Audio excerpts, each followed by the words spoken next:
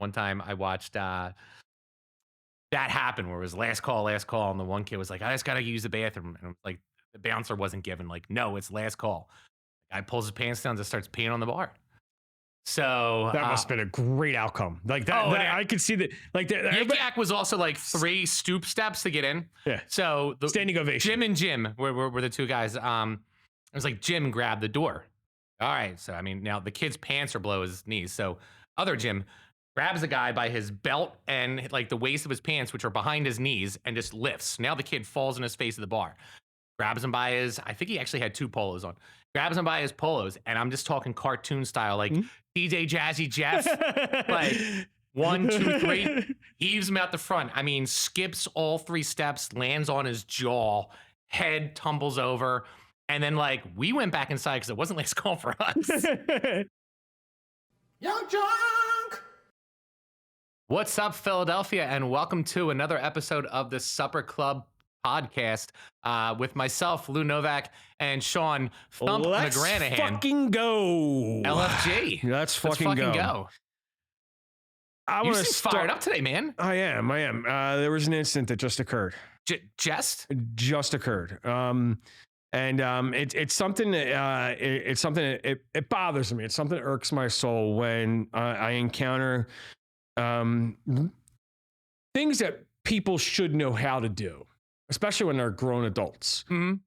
People who maybe are of a certain age that should know how to. Are we getting right into the soapbox right now? Read signs that instruct you on how and where to park. I was with this individual who, let's just say their name is Boo. I don't know. And we were trying to figure out where to park, coming to the studio today. And I feel like when you're parking, you should always sit there and take care of people that who are going to come and park after you. Okay. So if there's a spot that maybe could fit 3 spots, you shouldn't park covering up 2 of them so that you should be courteous to other people on the street. You shouldn't necessarily be selfish and sit there and say, well, this is comfortable for me. If you're always just going for comfortable for you, you're just being, an ass to everybody else. This individual who I was with was decided to sit there and ignore the parking signs and went and didn't park up to where the sign said 2-hour parking with an arrow going in one direction saying from this point on, you could park behind that sign. Okay. On the other side of that sign, no parking. Right. Okay. Right. So it's pretty clear, right? When there's a sign that says no parking on this side, but parking on this side, no parking, no parking, parking. And this individual I was with decided to park about, 8 feet away from the sign. Okay. Meaning that somebody else who would eventually come in and park behind them would then be 8 feet further back, and then the next person would be 8 feet further back, and then so on and so on. So literally, you're cutting out parking for an infinite amount of people. A lot of people. Millions of other individuals would lose out on millions. Parking. You're setting a tone where eventually all the way down the street, other people would not be able to park. Eventually around the world, kids in China wouldn't be able to park because of how bad this individual park job was. And I had to admonish them in front of other individuals. I had to let the other individuals know that I had to teach this 40-some-year-old person how to park. Go on, brother. The selfishness that is ingrained in this person's life it makes me wonder why I even associate with them. So how's your day been? My day's been great. Let me tell you how it started. I did a good deed today. Okay. Sometimes I'll take care of the needy and less fortunate. So what I did today is I picked up this crippled guy from his house, someone that is incapable of taking care of themselves. And gimp, cripple. I mean, there's a lot of cancelable words. Dying soul. Not soon enough. So, I picked this person up, right? Ingrate, you could throw that word in there, right? Yeah. And I picked this ingrateful ass up person and I drive him around the city. Basically, I'm taking them all through different neighborhoods. We're in Manayunk. We're close to like Around the corner? yeah, dude, like all over the place. Right? 65 feet. Up on Jamestown Street or wherever the fuck he lives. And there's a saying that those that can't do coach, right? But I like No, I think it's those who can't teach.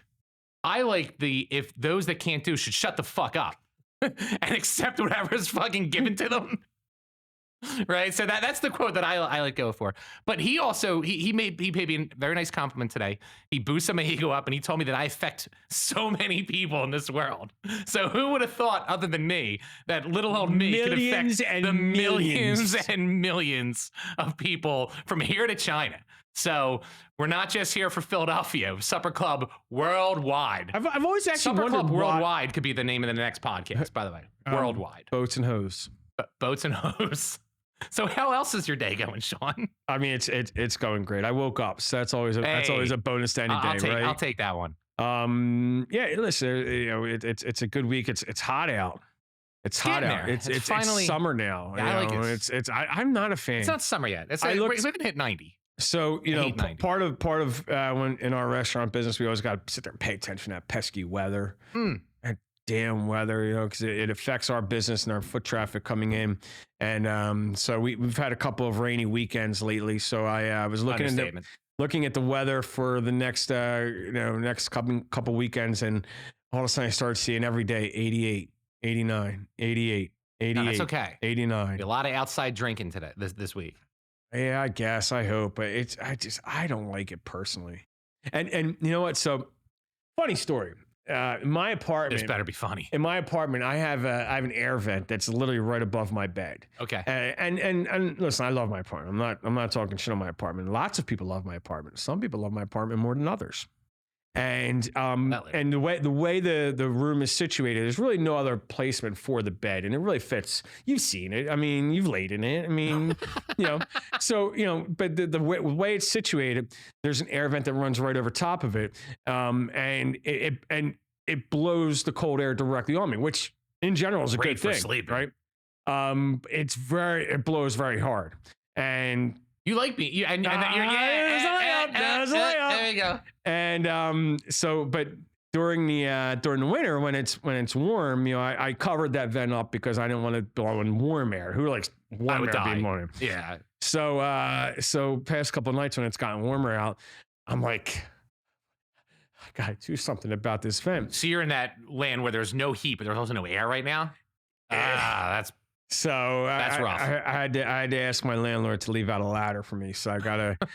What? I'm letting you know right now. Okay, I have to do this little thing where I notify my friends and family when I do things that require not even strenuous activity, but the least bit of activity. I'm going to be taking 3 steps up on a ladder later today to take the vent off. So what I need you to do is just pull your phone out, press 9-1 right just the 9-1, right? And this way you only have to press one number to get rescue. Okay. All right, cool. Good. This way I'll feel better. Yeah, but I'm not a fan of the heat. I'm really not a fan of the heat. I'm also not a fan of the Miami Heat. So it kind of goes hand in hand. Yeah. I was never a fan of Dwayne Wade. Alonzo Mourning I was a big fan of, but never was a fan of when Bosch and LeBron went down there. I would say this with the Dwayne Wade part though is like, at least he was the guy saying, "Hey, it's my team," and everyone was flocking to play with him. Versus at the time, true, right? But were they looking to play with him, or were they looking to be? They were looking to chase a ring. Welcome to Miami. Bienvenido a Miami. Put it this way: he didn't go to Cleveland. You just made my point. Well, it's the same point though. He didn't go to Cleveland for the demographic. Also, I get that, but he wasn't. Hey, LeBron, let me come play on your team. It was like, no. If you want to win, you come down here and play on my team. I don't think I think LeBron was like, "Hey, Dwayne, I'm coming to Miami. You're staying, right? Because I'm coming, right? Okay, so you're going to be there because I'm coming, right?" The shot that I'm still taking though is LeBron is chasing the other teams. Okay, sure. He's not bringing people to him. Can we agree LeBron's a bitch? Yeah, 100%. Okay. That's the whole point I'm making right now. So what's this thing I've been hearing? Apparently, LeBron is putting it out there that he'll stick around to play with his son who's 16. Yeah. And he's waiting for somebody to draft his son. And it's weird because like I've always looked at sports and the restaurant business as one of the last bastions where, merit is the only basis. Okay. Like you could be like some like CEO and like have like your schmuck son-in-law, like, oh, he's the vice president of red lights or make up a position or some bullshit like that. Right. With sports, you're not traditionally, you're not getting, drafted by an organization unless you could produce. Right. The restaurant business, right? You could be the biggest asshole in the world, but if you put out a really good dish, someone's going to hire you. Right. Or you could be the nicest person in the world, but if you can't cook, if you can't bartend, if you can't hack it, you don't have a fucking job. Right. And I always looked at those two things as like the last competitive meritocracy types of employment or just places that exist left in this country anyway. But then you hear this to where like someone is going to pay LeBron. Right. And even if he's they're going to have to pay LeBron $50 million max contract. And then they're going to have to pay the kid. Because here's what's going to thing. Regardless of winning fucking titles, if you have an owner that doesn't give a shit about winning, but just wants to make money, you're going to make those jersey sales up fucking week 1, dude.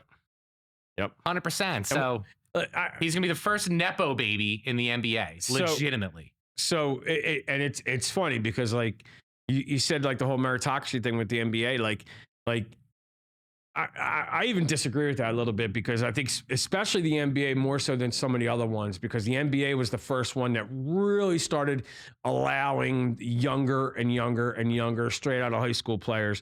Like, NFL, I think at one point, like you had to wait until you were, I think, a junior in college to be able to declare for the draft.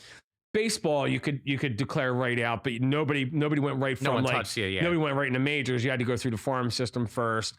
Well, people, you want to test your metals. Hockey, you always went through like the juniors. You like, so like, but the NBA, we started seeing it back in the day, where people going like LeBron and like others, where you could go directly from high school into the NBA, and so it was like. It wasn't necessarily your merit, it was the potential. Okay, you're getting, and I know everybody technically is drafted on your potential, right? But it was like the NBA, I felt, was one of the first to like reward you on your potential, and I feel it's one of the things that's literally just taken apart the NBA. It's made the NBA, and maybe this goes somewhere that we usually don't want to take it. So but I'm just going to ask the question: do you think that there's a culture for the NBA that is more invested in the like, hey, right now, I'm not looking to invest or plan for the future and worry about like if you're going to make it through the farm system or the drafts, what can you do for right now? Because that's the only thing that matters to me right now. Do you think that the viewership for the NBA is more inclined to only care about the immediacy of right now versus baseball? A game is long. Like I'm not a baseball guy, right? Like watching a baseball game, were they like 4 hours long or something like that? They shortened it, and with the pitch count, with the pitch timer, it's actually even shorter right now. But I think baseball fans are just more ingrained to like be more patient and be and wait. Yeah. And I think the same thing probably with hockey fans and stuff like that, right? Like how long into a hockey game goes before there's a goal. Same thing with football. Right. Same Whereas thing. Basketball and even football, like the scoring happens a lot more rapid fire, right? So I think that people that watch that sport are probably more, inclined to want to see something immediate gratification. Immediate gratification versus, you're taught more patience in a baseball or, maybe a hockey environment to where like, oh yeah, we could draft this guy and see what he's like in 3 years versus what can you do right this second?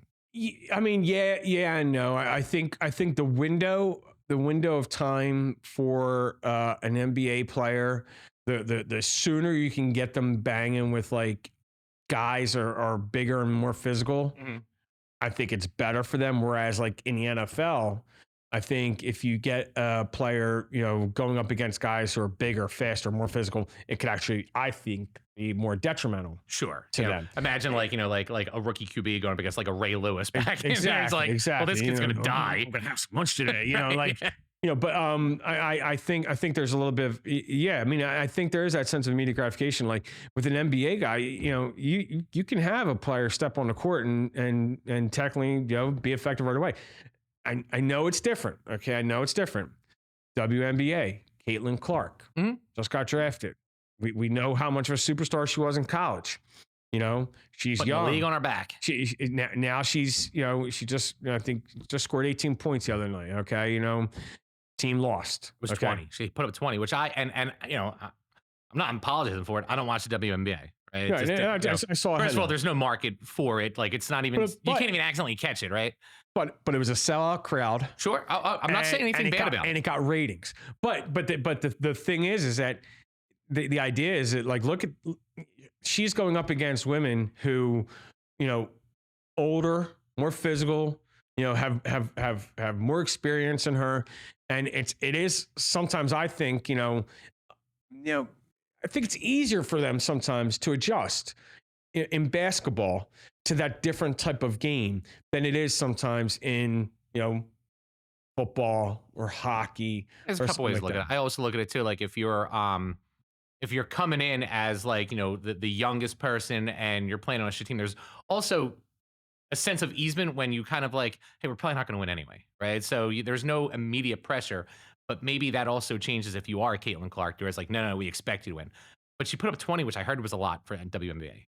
Is that that doesn't sound like a lot, right? When you compare it to, but it's not apples to apples. So I'm not really sure. I mean, I think, again, one headline I saw was like, it was like 88-84. Her team lost Indiana, and I thought it said 18 points. But, like, you know, again, if she scored 20%. Yeah, I mean, we can't be. She's the face of the league. We agree on that. Like, absolutely, it's not absolutely. Right. You know, and I think, you know, obviously she's going to be good and she's going to be great. To make a ton more on endorsements than they pay her, so we know that. You know, that's another funny story. You want to talk about WNBA stuff, but, like, so, you know, there's a lot of talk these days about, like, equity pay. You know, and you know, women should be getting paid the same amount. And listen, you know, I work for a very strong, independent woman who I call her my queen, and she is a roaring lion who has broken the glass of every single wall that's ever been put in front of her, and I will continue to run behind her and keep bashing down every single door that ever gets put in front of her. Shout out to Winnie. I'm all for women's equality, and you know, sexes are equal. There's no doubt about it. There's not a bone in my body that feels like, you know, we're not all equal standing on this earth. Okay, there's things that physically we're different. We all know that, whether it be man, woman, trans, whatever. We're different. Okay, there's nothing wrong with that.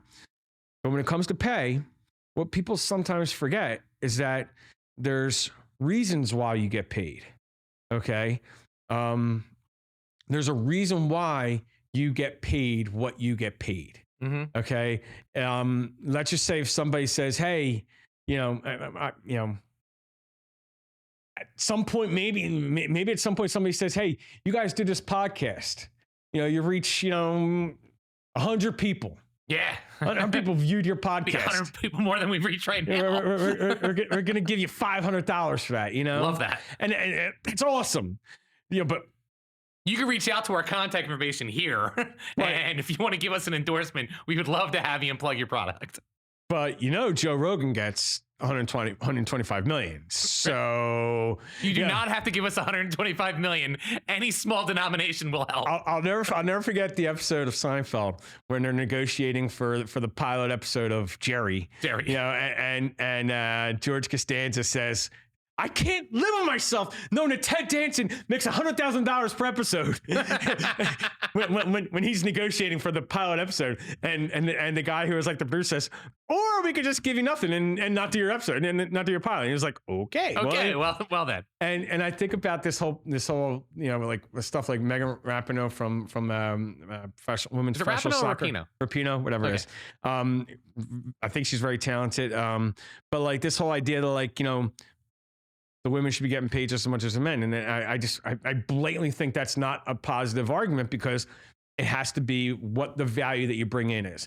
If what you produce, okay, let's just say with basketball, if the NBA, okay, is a $6 billion a year business, right? Okay. It generates $6 billion in revenue per year. Okay. And if the WNBA has to be, what operates at a net loss? It has to be, the NBA actually pays $10 million a year to support the WNBA. How could you ever sit there and say that there should be equal pay? It's different. Now, if you have, let's just say, in the restaurant business, if I have 2 general managers that I'm looking to hire, okay, when I'm looking to replace you, okay, which I have an interview on Friday, by the way. Don't forget to remind me about that. You know, if I have a male and a female in front of me, of course, I'm looking at equal pay. I'm looking to see who has the best resume, who has the best resume. That's a given. That's no problem. But like, if I have 2 people with 2 different resumes, I don't sit there and say, yeah, but this is a guy. Here's what people fail to miss in that argument, right? Like, I'll agree and disagree at the same time, but you'll see where I'm going with this.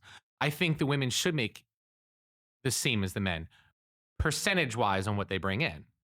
Okay. Like, I'm not saying like, if I don't know anyone's contract. You know, I read that Caitlin Clark's is like $70,000 or something like that, right? 79,000. Right. And LeBron might be, I don't know, 100 million? 50 million. 50 million, right? So I am no way in the world saying that they should both make the same dollar amount.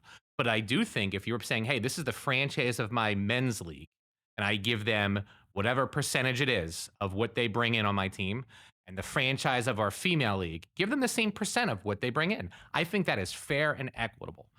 It's never going to come. I mean, I'm not going to say never, but right now it's nowhere near the dollar and cents. So if there's an argument saying we want to be able to make the same amount percent wise based on what we generate, and if I want to eat what I kill, right? And if I go and hunt this big game and bring these dollars amount in, I want this percent. I think that should be the same. But you can't sit here and then say, but I want $50 million when you don't bring in $50 million. I'm really at a loss to say I agree with you because, but good for you. It's about time you started coming around on my way of thinking. I hate when I say those. You're only going to get better. When I say those words, there's a little piece of me that just. It's called personal growth, Sean. No, you know, and at your age, before you actually leave this mortal coil, you just grow a little bit. I think it's a little bit better before you leave. I think it's a little bit more deterioration. It's a little piece of me that dies even more than the rest of me every time I say I agree with you. And not for nothing, I think I could be wrong, and I'm not sure about this. You know, Dylan, you can fact check me if you want, but I think it is set up similar like that. Fact check each other and then mute each other's microphones when we talk. Yeah, let's start doing that. I want to say it's something like 54%. It's for some reason that number rings in my head where it's like the contracts are set up where like 54% of revenue has to go towards the players. Okay. Like, and I could be completely wrong about that. Sure. But if that's what it is, that's great. Okay. Right. Then make that the same standard. And I wholeheartedly agree with that. But that being said, I still think that there's got to be this idea that, if you're like getting back to the original point that we were talking about, if you're a LeBron James and you've been around this game for 21 years, something like that. I mean, and we've had the argument before. I think he's a great athlete. I think he's in the conversation. He's not the GOAT. Speaking of GOAT conversation, big shout out to Jay McIntyre down in Winter Haven, Florida. Me and him had a little conversation after our talk about who the GOAT was. 50-50 split. Okay, about 50-50 split. What about the WNBA? Dylan's dropping some knowledge for us behind the scenes. BTS, as Sean would call for the things that he looks at. It's so yeah, BTS. That's exactly it. So shout out to Sean's personal proclivities. 10%. Well, so WNBA gets almost 10% of the total revenue. But again, I think that's because it's supplemented by the NBA. So the WNBA. I still think if you're supplementing it, then supplement the 50-50 split. I'll agree with you on that. Okay. So anyway, Big J McIntyre sent me we had a little conversation we were talking about it, and he sent me this great stat line. And I was talking about this when I said how when I was a kid I used to study the NBA guide. It was just like this book of stats. It was like the baseball almanac for the NBA, where it just had every stat from every year. And there was one season where Wilt Chamberlain had a quintuplet double. So like triple double is like the standard, like, wow, like that's awesome. Like, LeBron James has probably like all kinds of triple doubles. And, I know Tim Duncan had a lot of triple doubles. I know Oscar Robertson averaged the whole season triple doubles. I know, I think Kendrick had some quintuplet double entendres on his last Drake disc. So I'll get to that in a sec. But there was, he had a quintuplet double. He had like 50 points, 30 rebounds, like 15 blocks, just gaudy shit, 13 assists, like 20 steals. Like it was like fuck you, pay me type stats. Like, right? like literally, he told the rest of the team, like, you guys are good. I'm just gonna play today. Like, and again, that Coach gets, said you're out. That gets back to the point where when I have this conversation with people about the GOAT in the NBA, and there's no modern day player except for maybe Kobe that I'll include with the GOAT conversation. Yeah. Because again, I'll put LeBron in the same category as a Wilt Chamberlain, in that they'll be in that conversation of greatest athletes. They just had this unbelievable athletic prowess that nobody else possessed in their time frames. But people like Jordan, Bill Russell, Kobe, they not only had that athletic talent, but they had that desire. They had that competitiveness. Great. They had that ability to sit there and say, "Oh, you're not going to do it to me. Not today. Not on my watch." Kobe had the year that the Seahawks lost in the Super Bowl, when they have beast mode and they need 1 yard to clearly win the game, and they decide to go for a pass instead. And Kobe had a tweet like, "That's why I never pass the ball."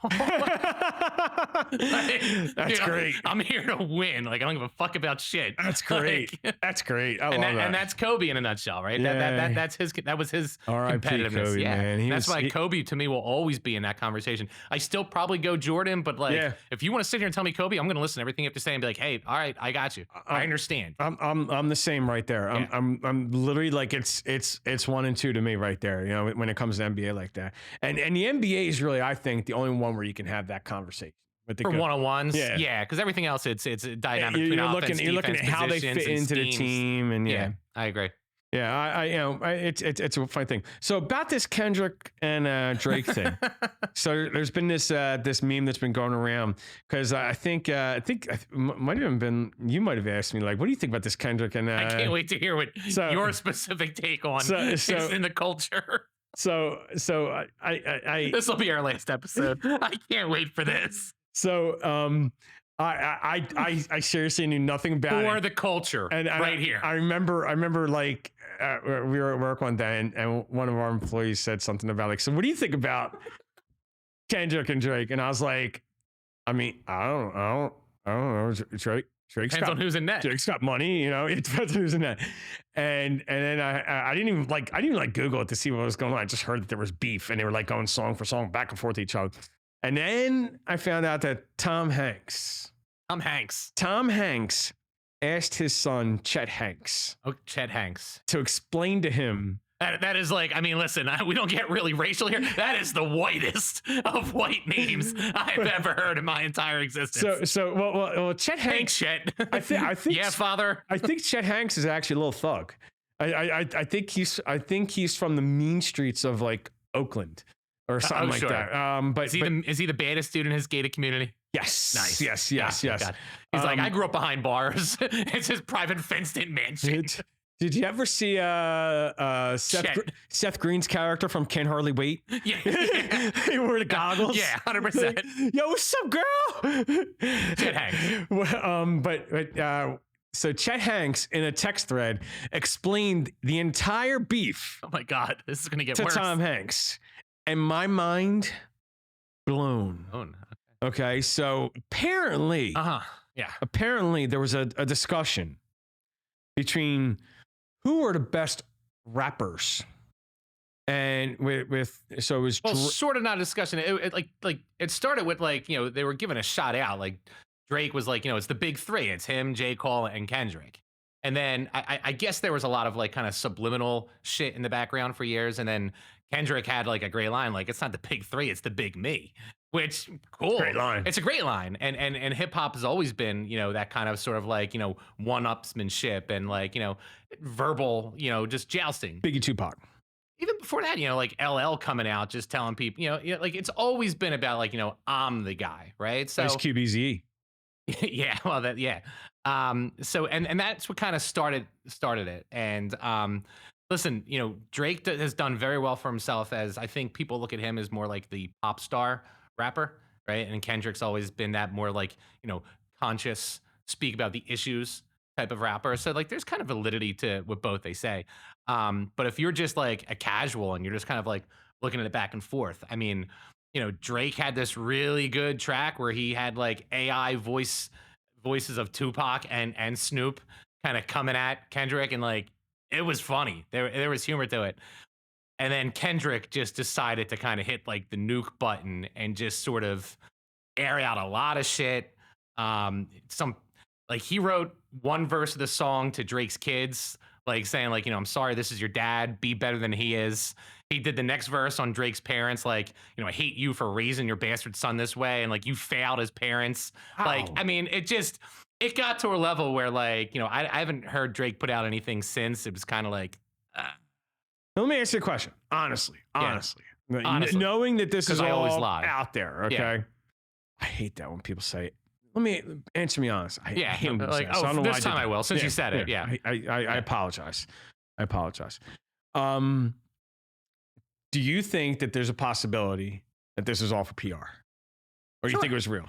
There's absolutely a possibility it's all for PR. Because when I was reading it, all I'm thinking in the back of my head We're is getting that paid, right? these two motherfuckers are like, yo, bro, and then I'm going to say this, and then you say that. I'll tell you my litmus test on when I actually think like, oh no, there's some scandalous shit going here. When 50 starts saying shit, pay the fuck attention. Because every time 50 Cent says there's some bullshit going down, it always winds up coming to light.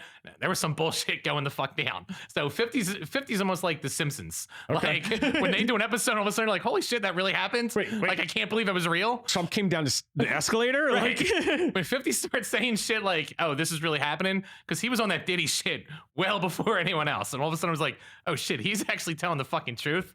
wait, how about Diddy sitting He in like, apologized. wait, 8 years after the fact, Yeah, he just wants a second chance. sitting down on the porch in some Bahama, Because he's played the country. like, I'm just really sorry about lying about that shit. Yeah, you're sorry you got caught, Right. buddy. Yeah, you're sorry about fucking lying about shit. Wait, but that motherfucker Never apologized to the girl.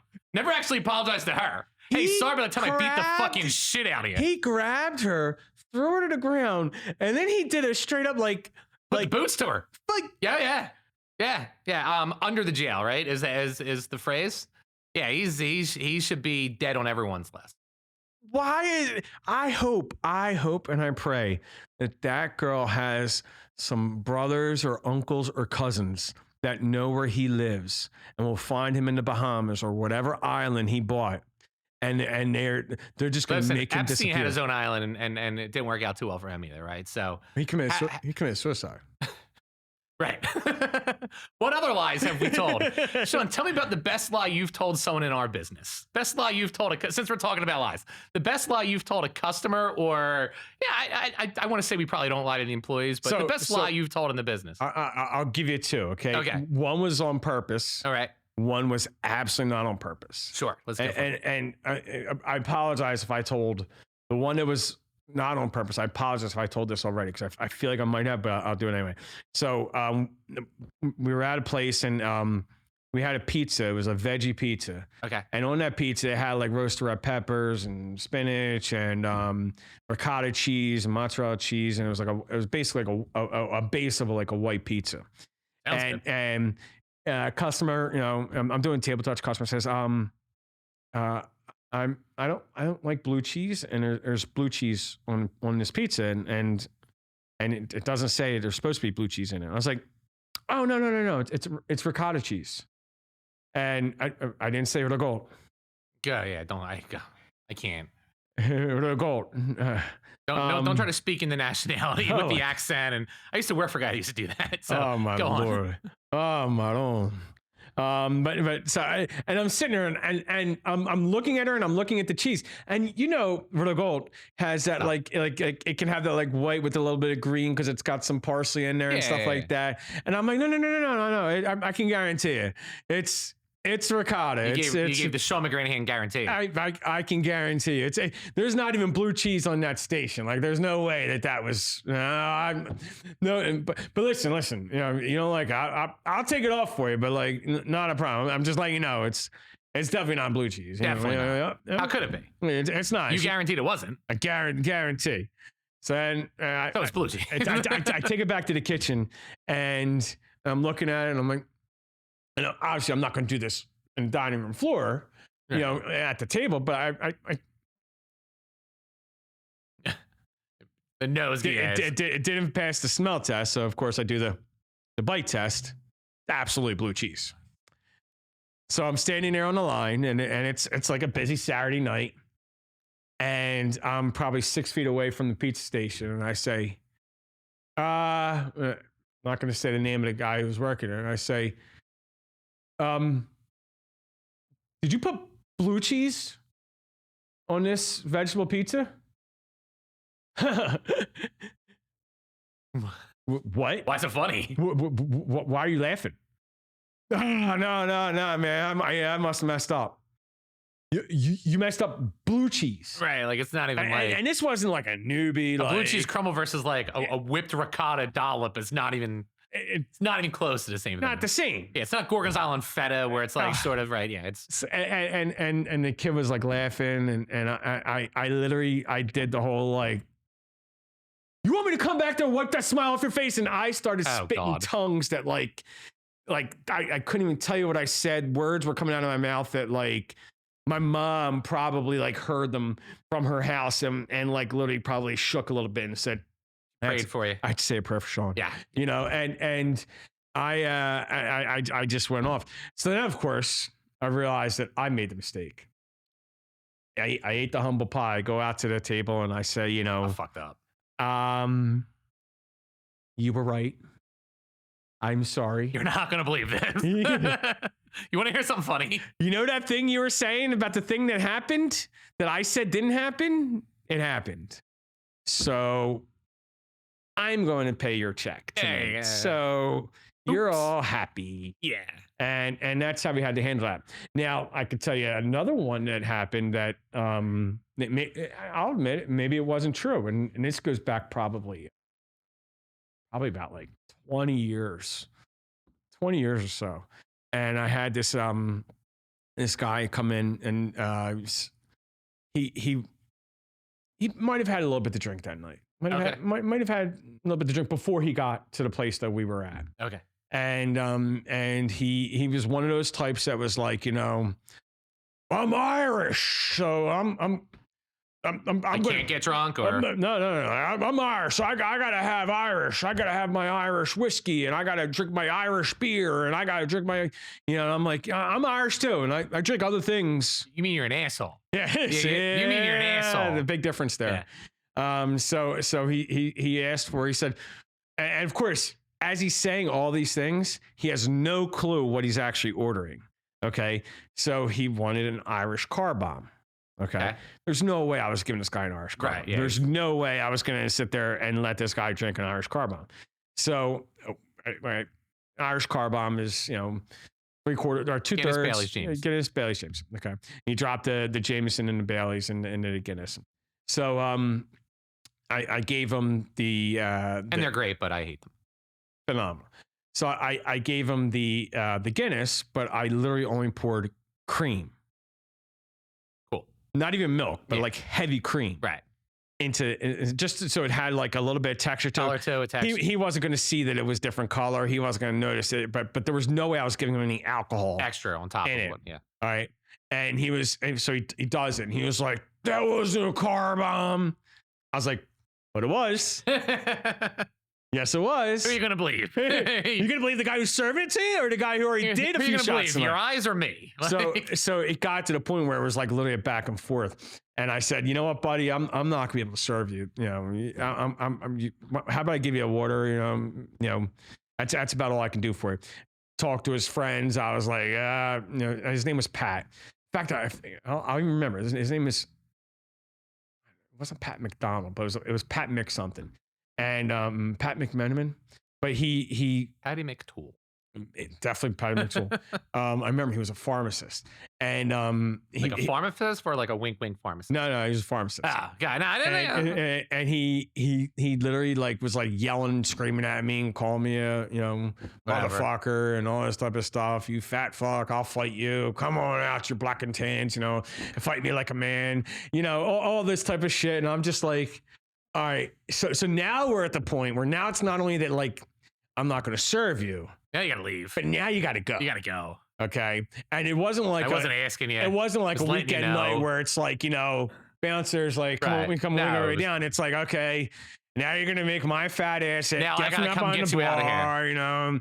And mind you, it was like, you know, at the time I was probably, 6'2" ish, and probably 320, 325. And he was 5'5" you know, maybe 150 pounds soaking wet. But he's doing car bombs on that. And so he was trying. Yeah. He was trying, right? And his friends literally were like, oh, you, bro. Oh, you. Like, so I was like, all right, come on, Pat. We got your back. Way back. Come on, Pat. Okay, come on, Pat. You got to go. And like, literally, it was like almost one of those things where it's like, I'm like holding him like this. And he's like, he's just swinging. Let me at him. I'll get him. I'll get him. Come on. And that was all based off of a lie because I was not going to serve him. Well, and sometimes there's good lies. Right? Yeah. Listen, like, you know, like, I mean, I know people who lie about their height. I know people who lie about their width. I know people who lie about their, you know, length. I mean, you know, whatever. But eventually, every lie is proven. Yeah, I agree. I'll tell you one of the healthy lies that, and by the way, healthy lies is what I'm gonna start calling these. But my go-to, and I like to say that sometimes I use my gaslighting powers for good, is no, it's okay. It's a busy day in a hypothetical situation. Nowhere that we work. The hypothetical situation. It's a busy day. Completely hypothetical. It's a fictitious place that exists. And you know, you have a group of people come in and there's a wait and there's reservations and you're trying to make everyone happy. And, you know, you can see that there's like, maybe like there's 5 or 6 people and, you know, you could see they're not in the mind state of like, oh, other people have reservations or other people have walked in before me. I guess it's fair that I should wait. You can see like, that's just not going to click with them. Right. So, you know, and maybe I don't have a table for 5 or 6 people. Right. And maybe there's other people that have been waiting longer that see these people and they're already getting ready. Like if this motherfucker sits them first, right? So hypothetically, what I would do in a situation like that is I would go to the people that I know are already going to be a problem. And I would audibly say, oh, you're my reservation, right? So that other people could hear. And then I would go to those people and I know I'm not going to have seating for 6. But I'll give them hey guys, I'll do you a favor, all right? I have this 4 top over here that if you guys could squeeze into it, I'll make this happen for you. And we'll get you sat right now. And now they're looking at me like, you're gonna get us sat right now, even though we just walked in? For you guys, I'll do it. I'm like, oh my God, you're the greatest person ever. And then we'll give them this false sense of like, this guy has hooked us up, but really, I just squeezed a 6 into a 4. And now I actually have the tables that I was gonna skip to the other people ready to go. So you give these healthy lies on how you kind of like sort of gas people up and now everyone thinks that we're all taken care of and no one knows the wiser. The miracles that we work every day. Gaslighting motherfucker. For good. Gaslighting for good. Hashtag. Gaslighting for good. Okay. All right. Now that I've told you how we could go around gaslighting people, any other sort of like information we wanted to stow on people? Any other bar 101? Any other things we want to tell people how to act and behave? No, I think we've been talking. I have one. Okay, well, I was going to give you, you know, it's my bar 101 that I know, but sometimes we kind of label it and talk about it is last calls. All right. And I just want to teach the general public, all right, whether you live in Philly and bars allowed to be open until 2 a.m., or if you're in AC and the bars go 24/7, there's no magical time where, like, oh no, last call could only be now. Last call is when the bartender says it's last call, which should coincide with what time the business closes. Okay. Last call is when the bartender says, there's no secret to where, like, well, I didn't hear you say it, so therefore I still get to have my next drink. Not how it works. Not how it's ever worked. Not how it's ever going to work. When the last call is given, that means, hey, we're gonna be done service. We're closing. Here's your opportunity to have another drink. No problem, man. We're not rushing it. We are letting you know this is last call. You weren't around to hear it. If you weren't around to see it, that does suck for you, but it does not extend last call past the time that the bar is open. So please understand that when you go to a bar, when last call is given, if you've been informed that last call has already been given, that's your answer. It's already done. It's already over with. 2 points to that. Uh-huh. So 1 point I'll say is I've never been a big fan of announcing last call. I think all you're doing at that point is you're saying, everybody rush the bar right now and order 6 drinks. Sure. Okay. I've never been a fan of that. That's number 1. Number 2, I learned, and I've never been to Ireland, the homeland. Someday I will. But I learned years ago that, and I'm not sure if this is still true or not, but in Ireland, I was told that if you were at a hotel in Ireland, okay, in tourism industry, whatever, as long as you had a drink in front of you, you were allowed to stay in the pub and drink. Okay. This is literally what I was told. Okay. So what I used to experience, at Fitting Its Wake, R.I.P. In the Quiet Man pub, okay, which we used to have Irish music, live Irish music every Friday, Saturday night, and we would get a lot of people, off the boat from Ireland, the grain and heart of society, and just because it was a different culture, they would say, it'd be like, okay, guys, it's 1:45, we're closed, we have to ask you to start making your way up. And believe me, in terms of like closing time type of, protocols and last call type of things, we were trained to be very polite about it. And that's where I learned the best. It was be polite, don't be a dick, because you're going to create a dick if you be a dick. So, be polite about it. Hey guys, if I'd like you to start, making your way out towards the door. Came out today. Love to see us tomorrow. Exactly.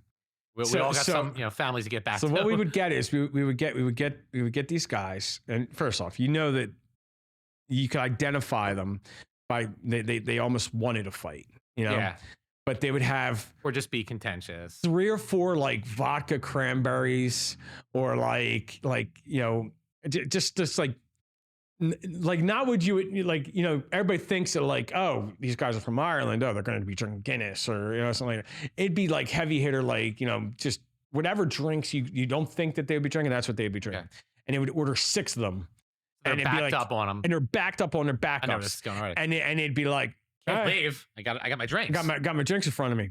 Okay, yeah, no, that's fine. But it's now 1:50, and I do need you to start, leaving. Yeah. No, okay. Oh, okay, but now you do. And then the headbutts would start. Oh. Yeah, and again, like I'm not overly tall. I mean, I'm 6'2", eyes of blue. Okay. And a lot of these guys tended to be smaller than me, okay, shorter than me. And they were right at that height where like they felt like all they had to do was get me right there. And I only broke my nose once. Made me bleed my own blood. But I can't tell you how many times that happened. And it's like, you knew when it was going to happen, because the last call to these guys did not mean the same thing as last call. Yeah. And, and maybe that's because we didn't announce it properly. Maybe that's because we weren't being aggravated enough and violent enough. And listen, I remember, the old Yik Yak days where, when last call when last call was given. Did YUNKJunk have a last call? Last call. YUNKJunk had a last call for anyone that wasn't in the industry. Okay. To where like when it was 3 o'clock, it was like Big Jim, and we're like, everyone get the fuck out right now. But that guy's still there. Everyone get the fuck out right now. No, you guys are cool. Right. And then like that was the last call where it was two just big dudes just like announcing, and they're announcing as they're walking you. Keeping on the YUNKJunk was a straight shoot when you're downstairs. So they're just walking you down until you get to the door. So that was one way to get people out. I'll tell you a quick side note with that is one time I watched that happen where it was last call. And the one kid was like, I just got to use the bathroom. And like the bouncer wasn't given like, no, it's last call. The guy pulls his pants down and just starts peeing on the bar. So that must have been a great outcome. Like that, I could see that. Like YUNKJunk was also like 3 stoop steps to get in. Yeah. So the standing ovation. Jim and Jim were the two guys. It was like Jim grabbed the door. All right. So I mean, now the kid's pants are below his knees. So other Jim grabs the guy by his belt and like the waist of his pants, which are behind his knees, and just lifts. Now the kid falls in his face at the bar. Grabs him by his. I think he actually had 2 polos on.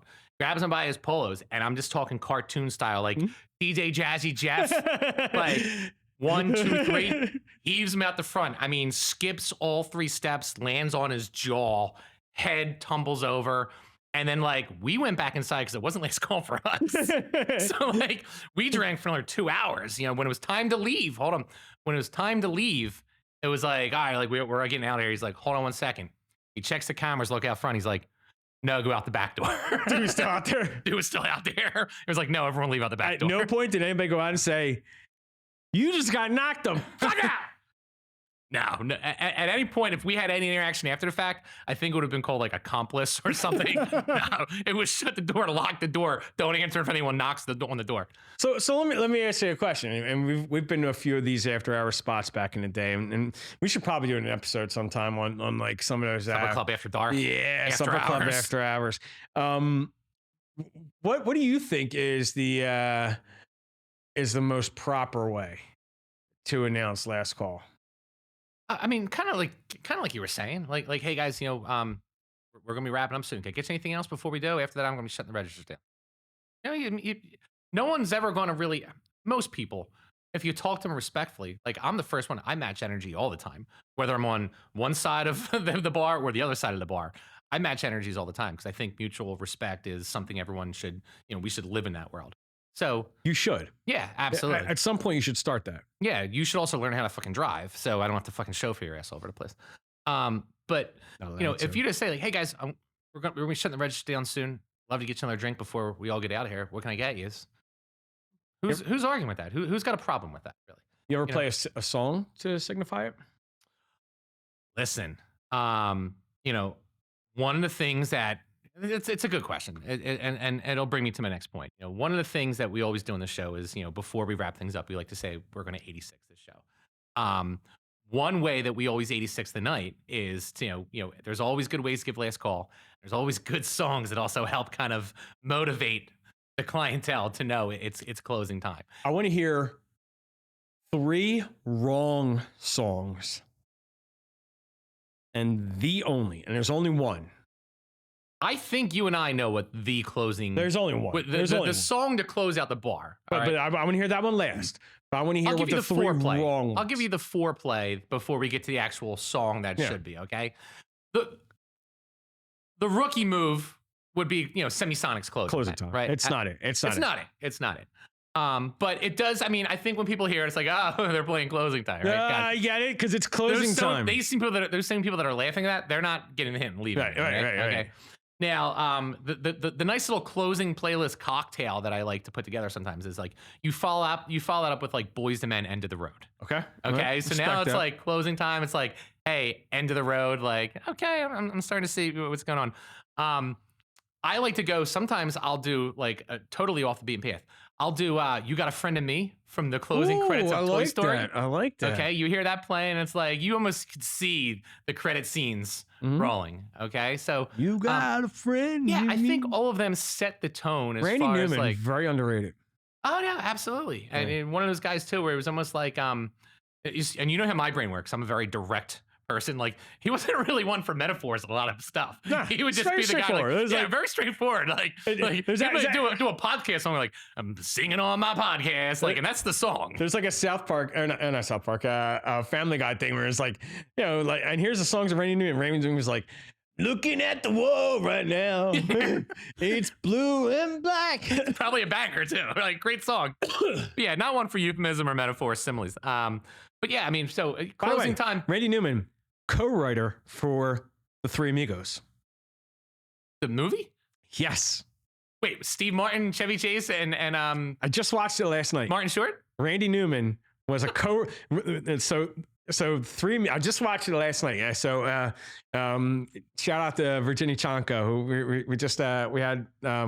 we had a meeting the other day, and she was talking about Three Amigos. It got brought up, and I watched it last night, and haven't watched it in probably 35 years, right? And as I'm watching the opening credits, first off, I was trying to think to myself, why is Chevy Chase even an actor? He's never done anything funny ever. Like, I shouldn't say it. The first Caddyshack, he was funny. Ever since then, he's never done anything funny. He's just Chevy Chase in every movie, though. But he's dumb and he's just doesn't make any sense. But then I'm like, wait, why did Chevy Chase get top billing? You know, because him, Steve Martin, and Steve Martin, you would think, right? So Steve Martin was a producer on there too, because he wrote it with Lorne Michaels and Randy freaking Newman. Definitely didn't know that. That was one of the first, I mean, with Back to the Future, probably the movie I watched on illegal Hotbox cable more than anything was probably Back to the Future and Three Amigos. On Hotbox cable, you were watching that stuff? And yeah, in like the 80s. All right. Yeah. When I was like 6 and 7, you freak. Yeah, that's what I was watching. You sick fuck. I didn't get cable till I was already. And then El Wapo, he called us sons of motherless goats. It's a great movie. All right. Back to closing songs. So give me 3 wrong closing songs for you. Wrong closing song. I mean, we're on the same page. Yeah. Like these are the wrong ones. These are the absolute wrong. They're not bad, but they're not the they're not the. I discovered these are like the bronze and like the Kareem Abdul-Jabbar's, like, but they're not the Jordan or Kobe, right? So we're on the same page. I can almost tell you we're going to say the same song. We're going to say it at the same time. I'll do the same. But I'm going to give you the build up between how I discovered this one. Okay. And it was already, I was already like 10 years into my bar experience when I discovered it. And I was working at a place that had this like big grandiose glass stairwell that like went to a second floor where the DJ booth was, and you had to like go up there to like put on the closing song at the end of the night. And I remember like my first night closed, like the guy who I was working with was like, all right, and we're gonna put on the closing song. And I was like, oh, okay, like what do you put it on? Like Semisonic? Right. Literally laughed at me like, no, you stupid bitch. Like, absolutely not. You ignorant slut. Like, you know, and he pulled up this song, and I was like, what's this? He was like, you never heard this song before? And I was like, no, but okay, whatever. And over time, we're definitely thinking about the same. I proceeded to do a routine to it where I would literally like do this little like dance routine down these glass stairs every night. Like the Family Guy intro? Absolutely. like the Rockettes doing kick moves down these stairs. Chorus line to it, right? Ready? 3, 2, 1. Red Peter's closing song. Okay, it's absolutely. Get the fuck out of here. The hook of the song is "Get the fuck out of here." Finish up that beer. Like it. Before it even goes into singing, it's just like, and I pull the lyrics up. It's like, it's that time again, and he's talking during the song. He's not singing it. It's that time again. We gotta say goodnight. You know, it's getting late. Tomorrow's another day, my friend. You don't have to go home, but you can't stay here. And then it goes into, now you're making me mad. You're gonna make me swear. Get the fuck out of here. And on that note, we're gonna get the fuck out of here today. 86 episode 8. We'll see you guys next time. YUNKJunk!